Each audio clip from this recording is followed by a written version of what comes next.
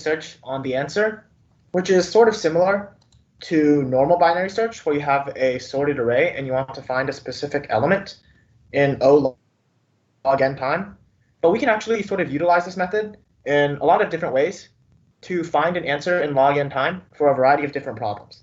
And this technique actually shows up quite a lot in USACO and various other coding contests, from, like, for example, from silver all the way up to probably platinum and stuff like that. So yeah, let's get started. Hopefully you guys can all see my screen. If at any point you guys have any questions, then feel free to jump in and ask, because there's I think it's very, very likely that this presentation will not take up the entire advanced meeting time. So yeah, if you have anything, just ask, and I will do my best to answer. So without further ado, I guess we can get started now. So as a quick review over binary search, what binary search does is, if we have a sorted sequence of numbers, and in this case, let's call them A1, A2 through AN, then we can find the position of a specific number in O log n time.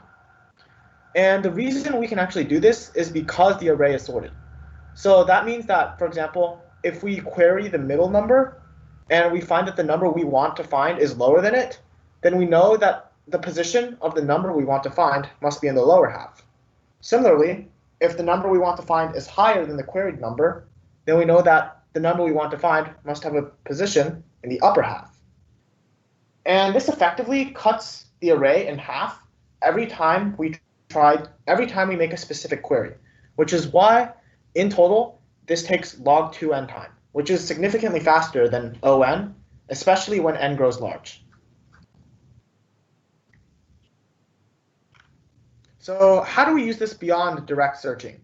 Now, I'm pretty sure that across the next 2-3 slides, there's going to be like a lot of jargon, because I wasn't really sure how to like express this, I guess you could say.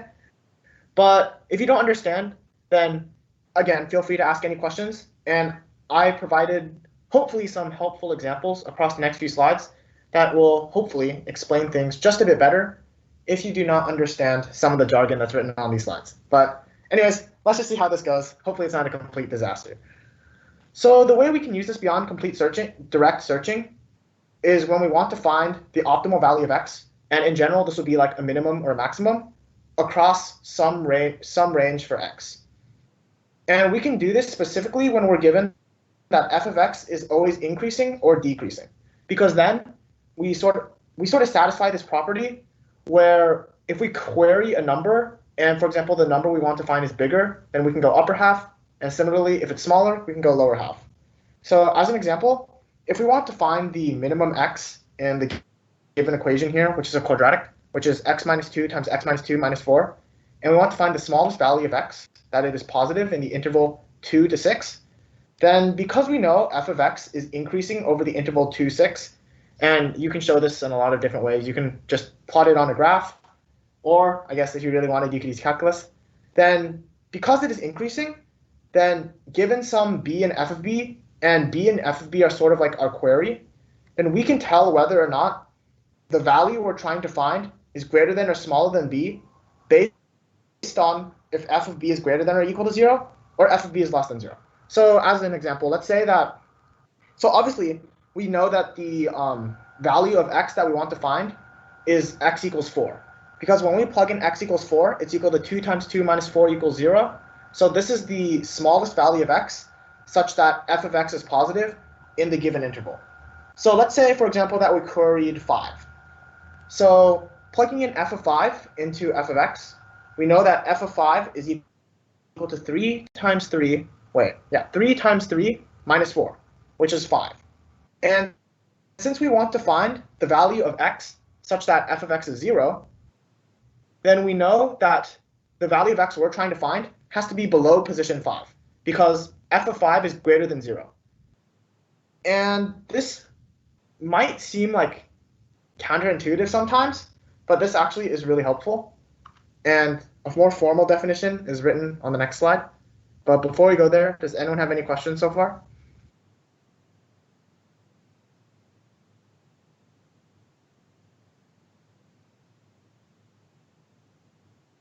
All right, I guess that means I'm doing a spectacular job explaining them. So yes, go me. So it is important that we know that in our function, f of a greater than f of b implies a greater than b.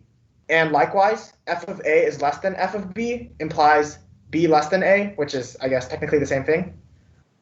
And this needs to be correct for all a, b, or we will not be able to use binary search. And in case that's kind of confusing, we can also think of this as everything below a certain number does not satisfy some property, but everything above it does. So for example, let's say we want to find the first number that is like, I don't know, the first number that is bigger than 6. So the reason we could, okay, and this is dumb, but the reason we can use binary search here is because everything below 6, when we ask, is this number bigger than 6, then it will return false, because obviously like 0, 1, 2, 3, 4, 5 are not bigger than 6. But for numbers 6 or greater, like 6, 6.1, 7, and above, then when we ask, is this number greater than 6, it will always return true. So we can think of this as up until the point we reach 6, it's always going to return false. But after that point, we will always return true. So as a result, if we want to, like, for example, binary search this, then we can find the smallest value such that it is true. Because if we query a number and it returns false, we know that the number we're trying to find is above that. And if we query a number and it returns true, then we know that the number we're trying to find must be less than or equal to that.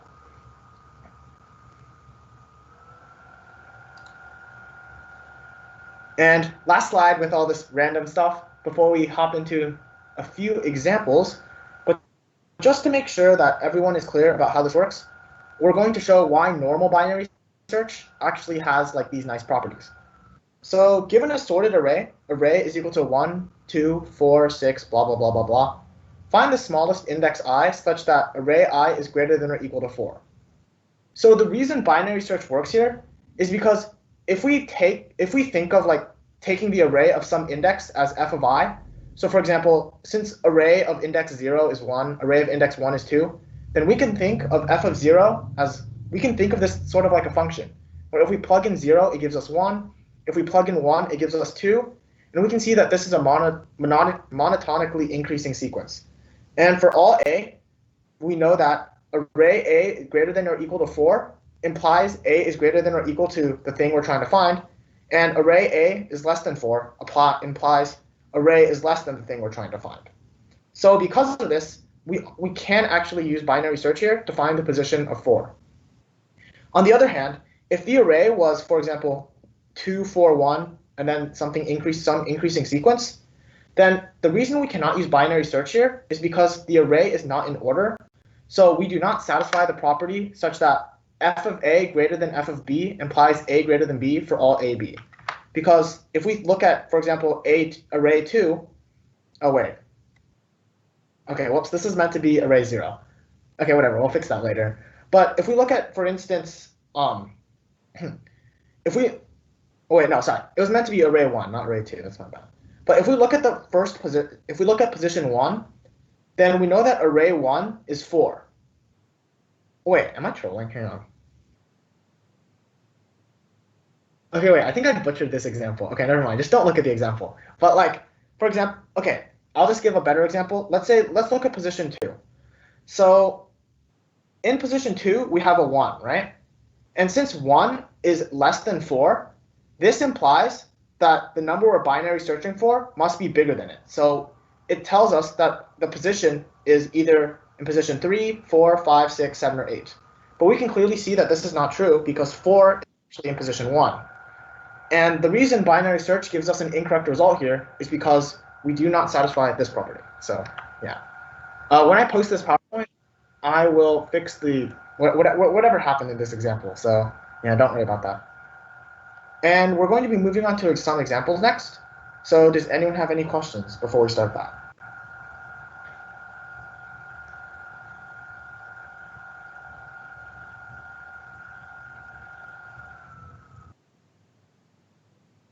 All right, no questions. I guess I'm just on a roll today.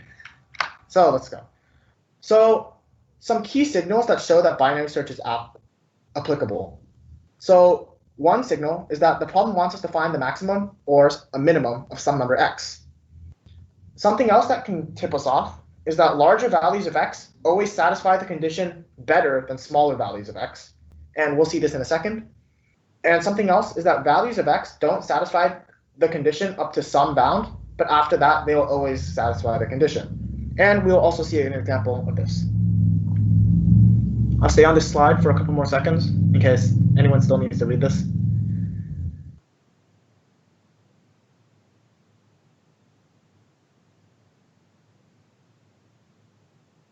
All right, great. Wait, did I mess this up? Oh, okay, never mind. Sorry, that's my bad. Okay, yeah. So, and in general, what binary search over the answer is going to look like is we're going to have a while loop, and max, and this is just the normal code for a binary search. We can see that while max is not equal to min, so this means while they're not the same, we're still trying to reduce the interval. Then we query mid, we query the middle number or the average number, and if mid meets the property, then we set max to mid, and otherwise we set the minimum to mid plus 1. And this is just normal binary search code, except for the fact that in the condition, we have to put whatever condition the problem wants us to satisfy. So this is kind of hard to understand without an example, so let's go into it. And the first example we're going to go over is angry cows. So if we have some amount of hay bales, and we want to destroy them all by shooting cows of power R, then what is the minimum power that we can use in order to detonate every single hay bale? And since this is sort of, I guess, this is actually very non-trivial, I'll give you guys like probably 3-4 minutes to think about this, and also think about how you might be able to use binary search in a situation like this. And in the meantime, if you have any questions about the problem statement, or if you want to see if an idea is right or anything like that, then feel free to just ask. But yeah, see you guys at like 3:31 or something. Oh, and hopefully in the meantime, you guys actually think about the question, you know. So.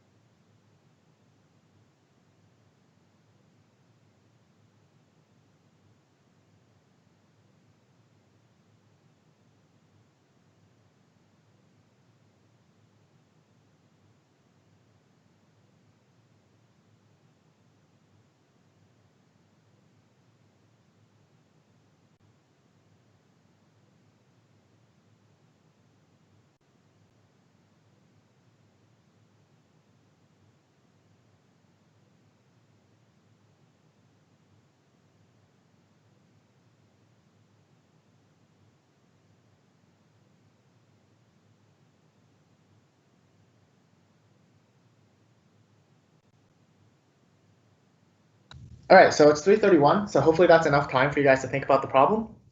But before we go into the solution and the implementation, here's going to be my one attempt to be more successful than my teachers in getting some interaction. So does anyone know what we should probably binary search on? The answer. Yeah, so we can actually binary search. Okay, actually, yeah, that's true, yeah. Because since we're trying to find the power, and we know that having sort of the higher power we use, the better it will be. Since the answer is we're trying to find is the power, that's what we're going to binary search on. And yeah. But anyways, here's a sample input and a sample output in case you guys want to sort of visualize the problem better. So for example, if we have 7 hay bales and we have 2 cows to shoot, then and the hay bale positions are labeled here in blue, and the positions we shoot at are labeled in green. But since we're shooting 2 cows, then we want to sort of shoot them in the middle, I guess you could say. And the minimum power we can shoot them at, such that we are able to detonate all of the hay bales with our cows, is 5. And as we can see, for example, if we shot our cows with higher powers, then they would technically still, like, for example, if we were able to detonate all of the hay bales with a power of some number x, then it's actually true that we would still be able to detonate all the hay bales for shooting with any power greater than x. And the reason for this is because we can just shoot our cows at the exact same position and increase the power. And the only thing this can do is destroy more hay bales. Like, when we're shooting with higher powers, it is impossible for us to destroy less hay bales if we shoot them in the same positions. And this is sort of the key observation that allows us to use binary search on R, which is what we're trying to find, or the answer.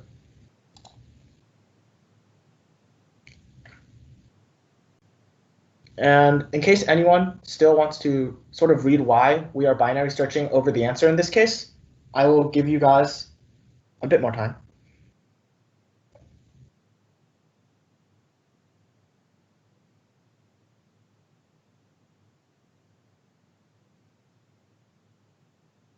And I guess just sort of as a comment, using binary search allows us to find the power we're trying to find, and it just sort of adds on log n time. And in this specific problem, the constraints are made such that if we search over all possible powers, then it will be far too slow. So in this case, having a factor of O log n instead of a factor of On is what allows us to fit within the time limit. So yeah. And here's sort of the pseudocode to sort of how we're going to solve this problem. So we first have a sorted array of our hay bale positions, and we can just sort it with like arrays.sort, or if you use C++, you can just do sort hay bales.begin, hay bales.end, or whatever. And then after that, we set up the bounds for the power R, which is for our binary search. And something to watch out for is to make sure that your bounds are actually correct. For example, if it says like, oh, the maximum possible power is 10 to the 10, then we do not want to be using integer.maxValue, because that is using integer.maxValue is like 5 times smaller than 10 to the 10. So we need to make sure we set our bounds correctly.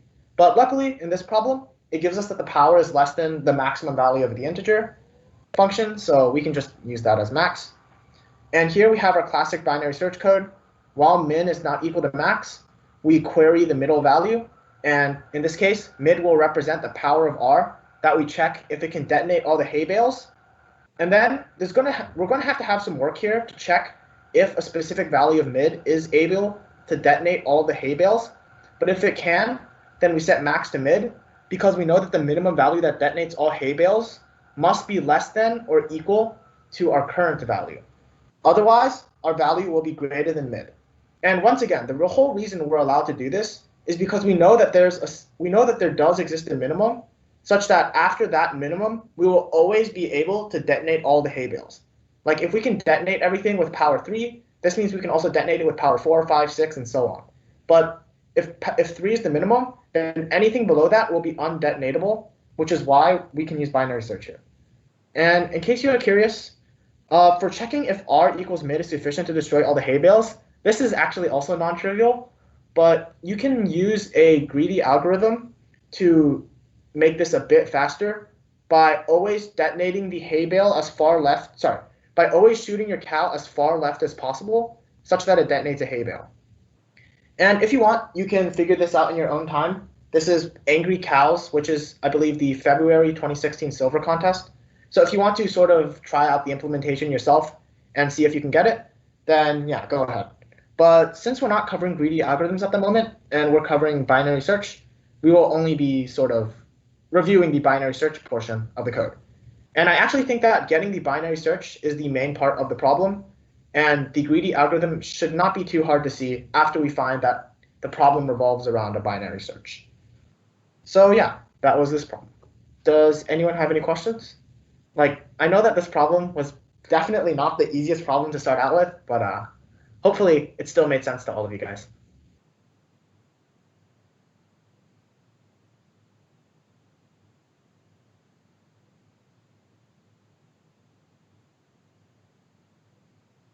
Okay then. No questions. I guess that's a good thing. Or maybe it's a bad thing, I don't know. But let's move on. So one other thing that we can use binary search for sometimes, which I didn't actually find this out until really recently, is that we can binary search for precision. So it doesn't show up too often, I would say, but this does sometimes show, or like this does sometimes make an appearance in contests.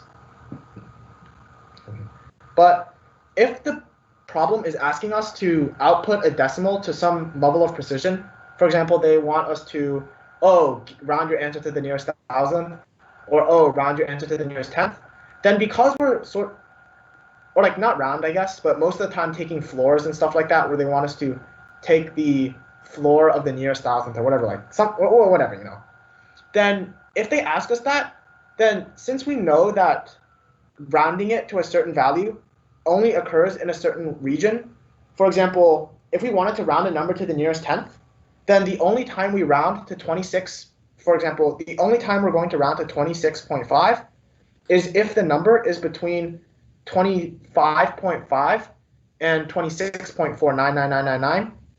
Then because this occurs in a specific region, and binary search gives us a specific region, we can use binary search to determine where our number is going to round to.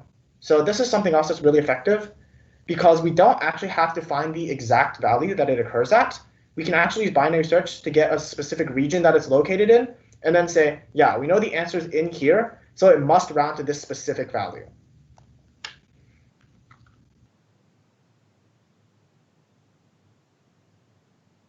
And since I probably confused you guys, since I probably confused everyone by whatever I was saying, here's an example to make it a bit clearer. If we have n points, or real numbers, x1, x2 through xn, on the number line with value less than 0, then find the smallest positive real number k, such that the product of the distances from k to each of x1, xn, ... are less than 100. And we want to round our answer to the nearest thousandth. So in case this isn't clear, for example, if we were given that we had 2 points and the points were -1 and -2, then we would want to find the smallest positive number, n, such that n-1 times n-2 is less than is equal to less than 100. Oh wait, I think I butchered this statement too. Sorry, it's supposed to be. Wait. Sorry, this is supposed to be greater than 100. I don't know what I'm doing. Okay, yeah, it's supposed to be greater than or equal to 100, not less than 100. So just ignore that. That's my bad. Yeah, whoops. But with that correction, I guess I'll give you guys 2 minutes to think about this problem, because this problem is a lot shorter than the other one. So hopefully reading takes less time. And yeah, I'll see you guys in 2 minutes.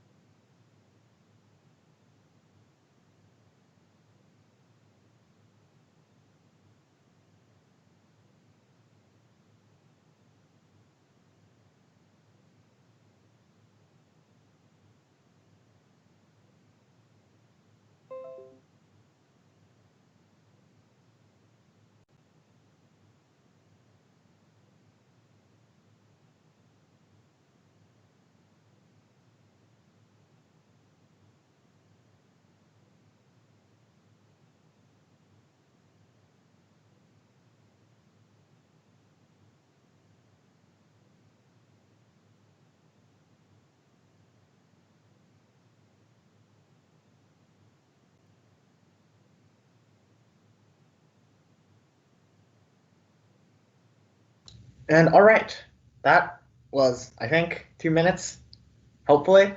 But yeah, let's quickly go on to how we would be using binary search on this problem.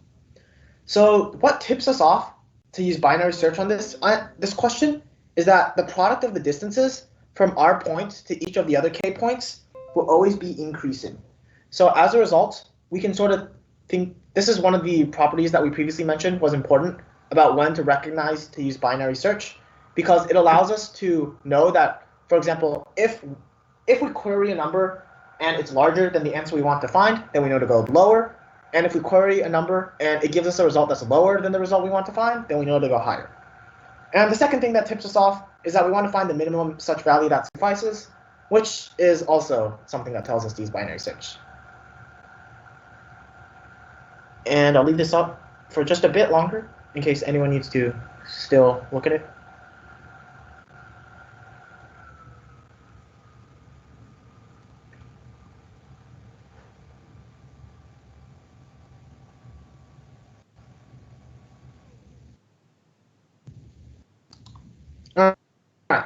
And here is the pseudocode for how we do this. So because we're rounding our answer to the nearest thousandth, then we are going to scale our binary search up by a factor of 1,000, so we don't have to deal with doubles. I'm pretty sure there's a way to make your binary search able to deal with doubles, and I think I've actually seen this before, but I am far too lazy to go figure out how to do that because I've always just scaled it up, and personally, I think scaling it up is a lot nicer. So yeah, here's the version with scaled up. So the first thing we do is track where our points lie. And these are the points that we're trying to find distances to. Remember that they're all negative. So assume that double point n holds all of our sorted points x1, x2, all the way up to xn in ascending order. Next, we also have, since we're scaling our binary search by a factor of 1,000, we also have to scale our points by a factor of 1,000. So this for loop right here just multiplies the indices of all of our points by 1,000 to account for this. Afterwards, we set up our bounds for the optimal point. Obviously, since we need a positive number, the minimum that the number we're trying to find can take on is 0. And even if we scale it up by 1,000, it's still 0. Whereas the maximum is 100 because we know that we're trying to find the number such that the product of the distances is greater than or equal to 100. So the number can be at most 100. And we multiply this by 1,000 because we scaled up by 1,000. From here, we just do a classic binary search, max not equal to min. And once again, we query mid so that we can sort of split the number of cases that we have in half each time. And if the product of the distance of the points is greater than or equal to 100, then we set max equal to mid. And similarly, if it's not, then we set min equal to mid plus 1. Which, again, effectively cuts the number of cases we have to check in half, giving us an O log 2n algorithm, which is pretty good. As for calculating the product of the distance of the points, I'm pretty sure someone actually, most of the time that's probably on. So I guess in total your algorithm would be on log n. If you know what n is, you can probably change this to O log n and remove the n factor. I'm not really sure. But yeah, overall, just using binary search allows us to change an ON squared algorithm into an ON log n algorithm, which is significantly faster, especially for larger values of n. Oh, and at the end, we have to remember to scale down. So we change our min to double, so we don't do integer division, and we print out min divided by 1,000 to move the decimal place back 3 times. Does anyone have any questions about this?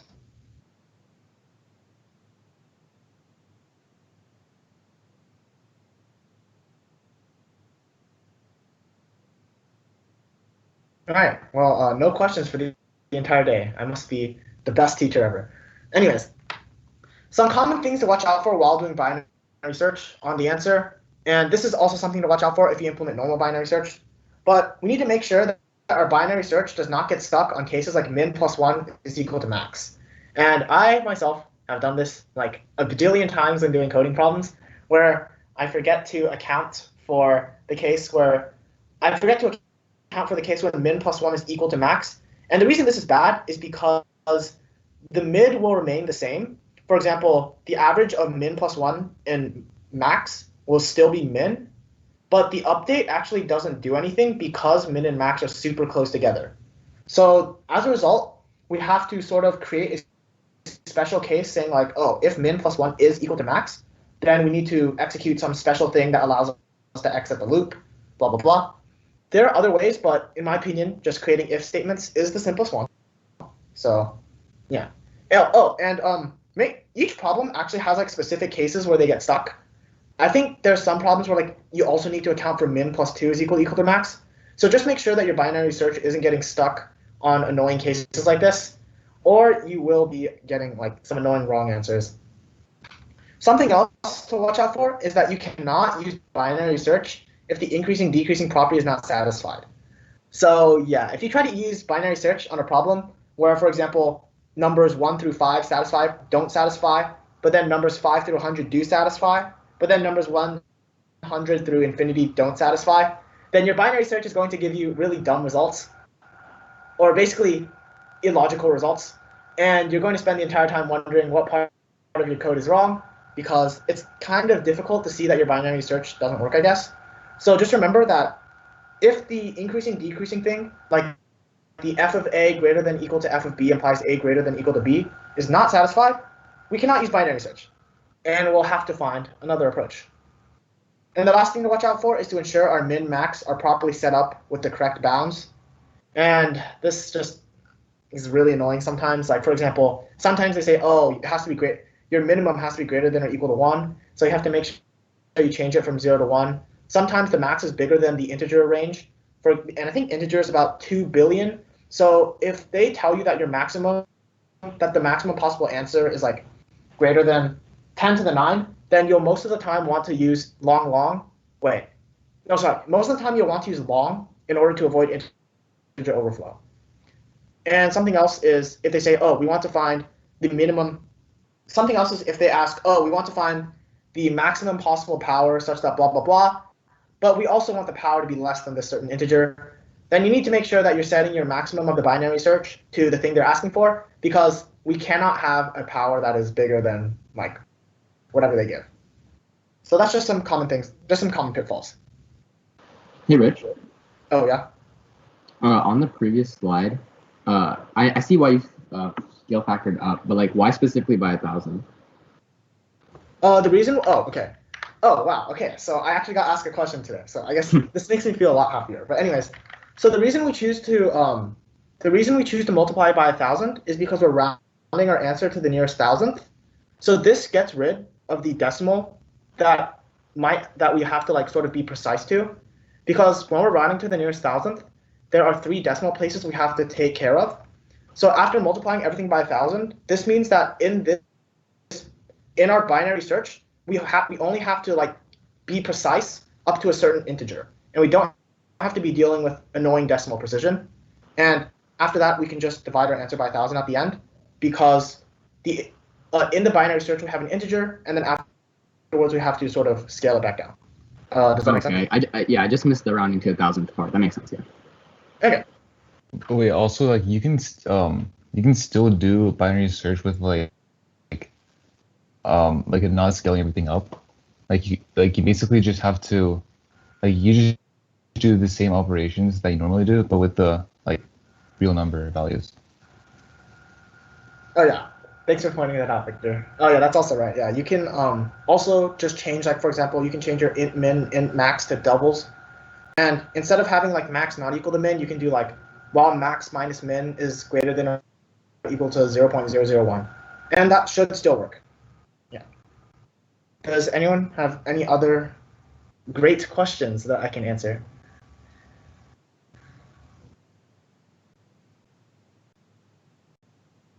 All right. Well, I guess unfortunately not. So this is the last slide.